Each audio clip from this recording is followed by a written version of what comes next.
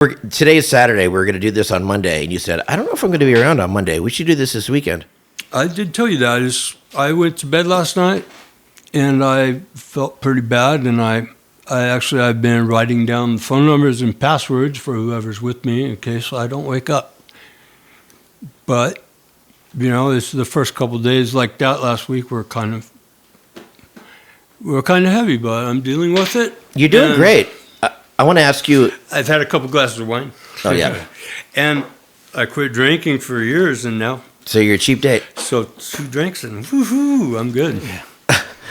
What I want to ask you is, did you delete your browser history? Because do you want people seeing your browser history? Okay, clearly you don't care. No, there's nothing to do. Okay, so you're not watching any kind of weird porn? No. Nothing exceptionally weird, no. Not like you. It's all legal. It's just kinky. But but if I was dying, I would delete my history. I know you would. It's God. I would hope that you have people. Hope that you have people ready to burn your fucking house. I don't have people who do that. No. Well, you should seriously consider that, getting someone to get rid of the evidence, bro. There's not evidence. There's nothing wrong with it. It's just chicks in leather and bondage. That's not illegal. Nah, it's nothing. That's cool. So I'm going to ask you some cool questions that are weird. I mean, you don't get a chance to talk to someone who's, I don't know, here but almost dead. It's weird. You're doing with it great. Do you have any biggest? No, I'm sure you have regrets. I'll ask you that in a second. How many STDs do you have? At the moment. How many have you had? How many do you have now? You know what? I believe I had chlamydia at one time many years ago. I took some tablets and it went away. And I was living in San Francisco in the late 80s and early 90s. Who gave it to you? And condoms, plastic, it was like wrap it or whack it. You remember that shit. So yes, I was fortunate to you use condoms. To be in the latex era. Me too. Yeah. I'm fortunate for that too. No. Do you have anyone you want to apologize to? There's not time. not enough time to apologize to everyone. Yeah. Anyone specifically? How about Chris? You want to apologize to Chris for something? Do I need to? No, I don't think so. No. I got your tattoo here. I know, I saw that. I got the Beanie Boy tattoo. You have one of these too, right? No, I don't. I was looking in a magazine one day, and I saw you holding a mic, and I saw that on your arm. And a couple years later, I saw you in País Bosco, and I said, "Did you get an RKL tattoo?" And you showed it to me, and I said, "Wow, fuck yeah!" Well, the RKL is the biggest influence on effects in my life musically, and you were such an influence because you did the artwork for our generation in the 80s, for punk rock in the 80s. I did a lot of stuff. Do you know that? Do you know how important your artwork was? You know what? I was so fortunate at the beginning to run into you guys and everybody. All our Chris. Friends. I mean, today we're sitting here. Who was here? Fucking Hetson, Joey Cape, Smelly. I've known all you guys for 40 years, dude. We were kids when we started doing this shit. So when did you guys meet? I mean, when did you start doing art for them? I remember Bomber asked me to do a flyer. I think I did some stuff, but the first Beanie Boy flyer thing was Jason was drawing a Beanie Boy, and I redrew it.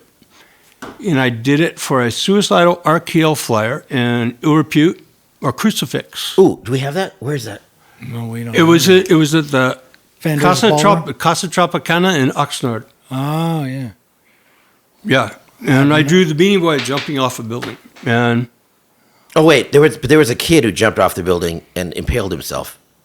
That was at the community center in Goleta. Were you guys there? That's right. Because he show died. Was that? Yeah. Yeah, what show was that? I actually don't know. Social D? Ramones? I might not have been at that one, but yeah, people used to sneak into that venue by We going up used to sneak onto into this- the venue. You get on the roof and go through a window or something, and you end up I in the remember. I bathroom. remember sneaking into Goleta Valley Community Center to see the Bad Brains, and me and Bomber. There was a pickup truck parked next to the back parking lot, and there was a roof. We got up on the camper shell in the pickup truck to get on the roof and jump in to see the Bad Brains. And the pickup truck camper shell collapsed. It was all fiberglass, and Bomber was still pretty heavy at that point. And me and him both standing there, the whole thing just collapsed, man. And the security came after us, and when they ran around after Bomber one area, I walked in on the other side. Yeah. So at least you didn't get impaled. No. I mean, that kid died. Everyone watched him die. Not me. I didn't. No, I wasn't. I at didn't that watch show. him. No, you don't care. You don't have feelings. You have feelings, right, Danny? I like to think so. You remember when I threw an apartment party in San Francisco? It was Aaron and I threw a party. I know exactly what story you're going to tell. Yeah, it was the last party I ever threw, probably because of you. Yep. I was bummed because my Misfit 7 inches got all scratched up. And then suddenly you hit a guy in the face with a bottle. Yeah, I did not hit him in the face with the bottle at your apartment. What It happened? was outside. Me and Hillary and Sawi were walking down the street. Okay, and this guy starts screaming at us. Is this and- your apartment, by the way? This is an SF. Yeah, SF. On No, that's not. your coffin, is that bad?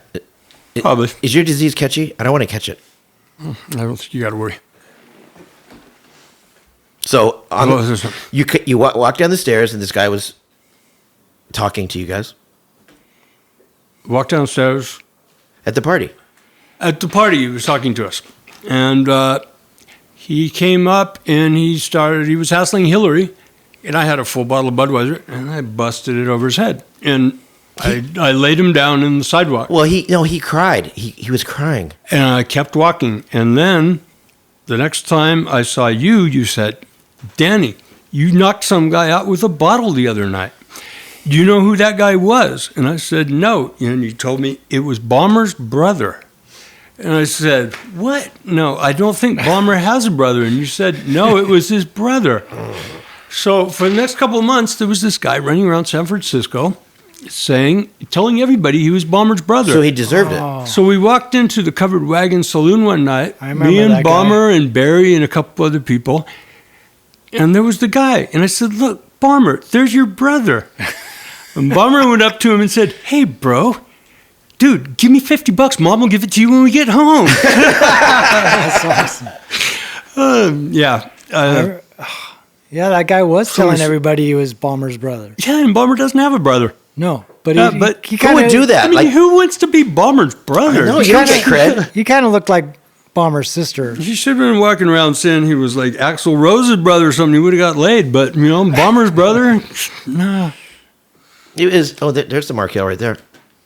Yep. Can we see was the old days? Look at that T-shirt, man. Look at that RKL shirt. Remember that? I still have that shirt. That was the screens that we were printing them in the garage and all over the place, and people would wear them and go to the show. They would buy a shirt, they would wear it. It was just printed in the van. They would start to sweat, and the whole thing would just turn into a blob. We of didn't know you ink. had to cure the ink. That's how you do. Yeah, and people would walk out. They had this big blob to get home, and their whole skin was all stained black. That's how you no, learn. I was Little Joe's playing a headless bass. I bought one like that. A honer. And the white drum set, 3-piece, was the one that Smelly bought after he saw Bomber play that. And I was in RKL. I used to drive you guys around in my van all the time. Do you remember God, look at Joe. where man. He were was we so young. going when you were driving us and we were coming down a big hill Santa Maria. and We're you listen- were speeding and somehow lot. we saw the lights behind us and we were getting pulled over and you couldn't stop the van. I couldn't stop the van. We were listening to Bad Brains, by the way. It was just blasting. And we were going 90 or 100. Couldn't stop the van. Just kept going. So the cop cars just following us. Like, pull the fuck over. I can't stop. I can't stop. So finally pull over, and my accelerator pedal got stuck. As soon as he put it in park, it was like, rah, Yeah, like yeah. So I had to turn off the engine, and but Bad Brains was still playing, super loud, and that cop had some questions. that was the only ticket I ever got. I had to go back. Really? Yeah, And all those years driving around in that van. we used to have keggers in the van. Oh yeah, Keg parties. Remember the Raider bucket? Yeah. God, that thing doing the rounds of San Francisco with like 25 drunk people and a keg of beer in the back, Pony keg. We did pony kegs. and the whole thing was completely graffitied. You know, I think that was legal as long as it was a pony keg. Yeah, that's right. Yeah. You couldn't have a full keg in Couldn't San have a full Francisco one, in the but- 80s. That's right. God damn! Look at Balmer, man. Look at how young he was. So Danny, I Look want at to how read. young you were, Chris. I want to read you some messages from people. Okay, I told people you were going to do this podcast today, and I know you kind of surprised a few folk that didn't really have any idea. well, you yet. don't have a lot of time, and No, you got to it- hear It actually worked out well. Thank you. legendary artist, such iconic artwork. Artwork is legendary. Some tears, someone's praying. Mucho respecto, mucho carino Dan. Mucho cariño. Dan Amigo, proud to own an original of you on my wall. Makes me happy. Oh, there's. Oh, that's the guy that bought the second version of the Longest Line. You know, the one with all the Fat Records icons. Yeah, and now there's a third one. Now there's a third one. Should we show it? Yeah, let's show it. Show it, and I'm going to read more of these. Okay. His art makes my heart thump, and that's a good thing. Yeah. So I like sad. that. Longest line artwork is one of the best. Fat Mike, you look like Danny McBride. You actually do. Who said that? I don't see any similarities. Dude, I had not seen that until you just mentioned it right now, but now it just makes all the sense in the world. God damn. So sorry to hear this. He's funny, though. Hey. All this artwork brings back the best times of my life. Danny, true legend. Endlessly Thank wore you, his people. art. Sorry to hear this. Incredible artist. My thoughts which is with his friends and family. Always loved Longest Line cover. Artist, legend, mutual respect. I mean, it just goes on and on. Well, It's nice. thank you so much. And, you know, it's like I was saying, it's fortunate to be able to hear that and to say goodbye to a lot of people right now. I mean, I'm fortunate for what I got. I'm not fortunate for what I got. I'm fortunate for how I can go out. And Yeah. I do appreciate that. And I mean, God damn, the timing was good, you know? Yeah, you were going to be. You were Because here anyway to sign I was these things. here. I was here because Let's show this. This is cool. Because during the COVID, I was looking at the Longest Line, and I thought, wow, I'm way better than that now. So I decided to redo it, and I spent a long time selecting the people to put into it. It's incredible. It's really. And- I mean, this is so good. This is not the NoFX version.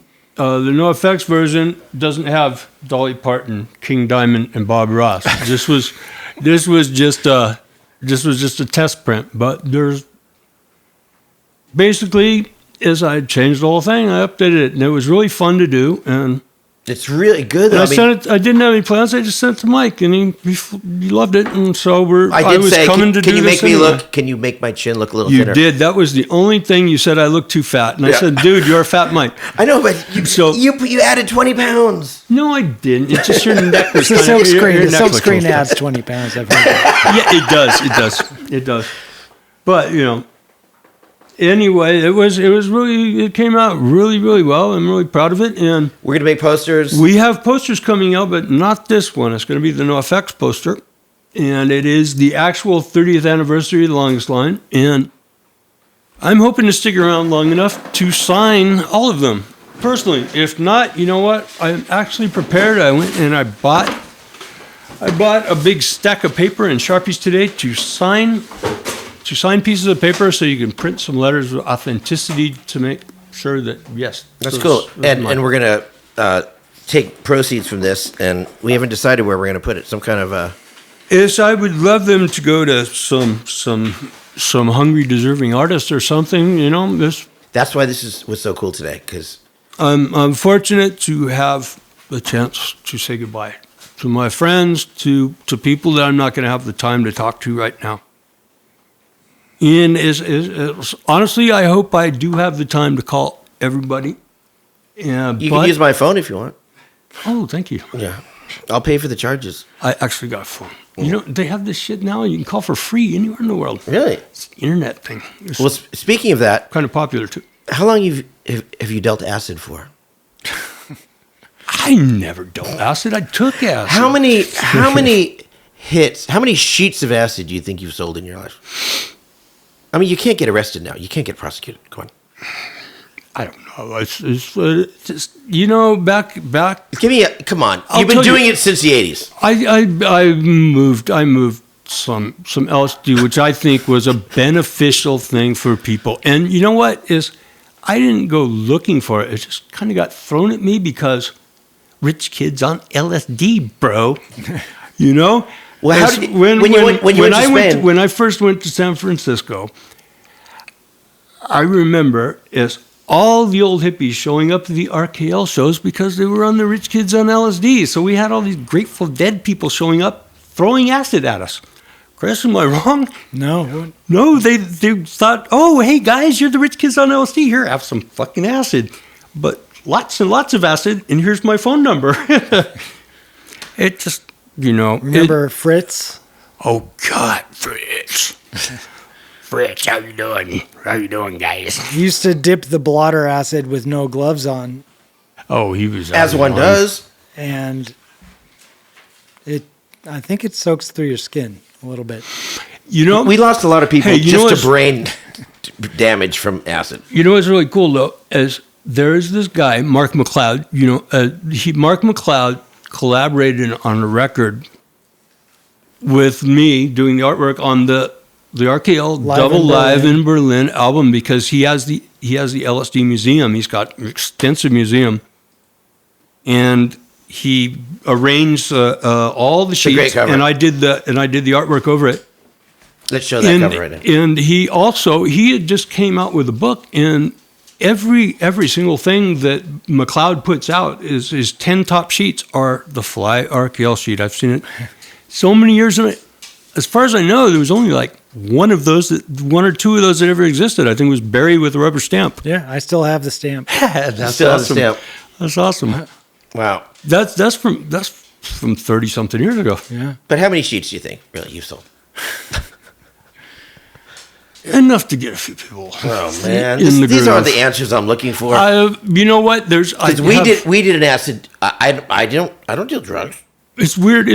I'm having these like weird fucking memory lapses from everything. and it's like, more than 1,000. Because that would be Maybe. 100,000 hits. Dan Sites here probably sold 100,000 hits of acid in Europe. But we went on now if by some miraculous fucking possibility that I recovered right now, what the fuck, you know? those are the old days. Oh, no. I'm God complicit. damn, you just fucked it all up for me, bro. Cleansed. I'm complicit in this because, when I was 17 or so, I gave you some money to buy some acid, and you took it to Europe. You gave me my money back, jerk. You didn't give me any profit. At least you got your fucking money I back, know, bro. but it was $1 a hit, and you sold them for $30. No. It was never that much. You know what? There's pesetas back then. Listen. Back when we were first going to Europe, man. You know, when I first showed up in Spain, in Barcelona, which is very expensive now. When I first showed up there in the late 80s, there 89, 90, it was so cheap. It was still pesetas, and I mean, you could get a beer for like 20 cents to rent with $10 a month. It was awesome. And you still sold acid for $25. That's why I said goodbye, you guys. I'm out of here. And how did you guys smuggle the acid over? I know You remember? guys, oh God, me and Chris were never involved. No, No. other members of RKL. Oh, the dead ones, yeah. They were the ones. It No, was them. I on the believe guitar, the we cases. used to ship our own gear Yeah. on the plane to Europe. With I believe- stickers all over it. with stickers all over it. You could put it under a sticker. I maybe. do kind of remember skateboard. You could put I do kind of remember skateboard. hundreds of hits of acid under a sticker, under one sticker. You can do a lot of things. It Well, could do a lot of but things. that's what you guys did. It's not like you could. It's Well, exactly what. Well, you know why that whole thing happened? It's once again fucking RKL. They were there before me, and by the time I got there, oh, you're Dan RKL. Got any acid? You know, as they had already been there laying. And you're an fucking entrepreneur. waste. You're an entrepreneur. So of course, yes, you know, It's capitalism. it's You capitalism. took advantage. Oh, I did not because I No, was you did, I man. was You're- I was you're- spreading I was spreading love. It was the Reagan era, so It was, and everybody. the Reagan era. Everybody needed the dose, brother. You know, it was as I wasn't doing anything bad. If It's not bad to sell drugs. It's just I you're a honestly, salesman. no, it is bad to sell a lot of drugs. There are a lot of harmful things out there in the world. But if you get, and I'm not just justifying myself. I really think I am one of those believers that everybody should dose at least one time in their fucking life because it will open your mind to a lot of stuff. maybe not One of the Pete reasons. Boardman, though. One of the reasons that I think that I'm being able to deal with this is because from my psychedelic experiences is I've been there. Is I know where I'm going. Is Are you going to the good place? I'm going to the cosmic place, dude. I'm joining the energy, bro. And I'm going to join all the other particles of everybody else that I know that is gone. You're not going to the bad place. Is no bad place, dude. There's the cosmos, bro. Is that is what I think. through my- Oxnard is a bad place. You know, I don't have organized religious beliefs, but I do believe there's a force more powerful than us that will reabsorb us when we're gone and reassemble that into something else in a different energy form.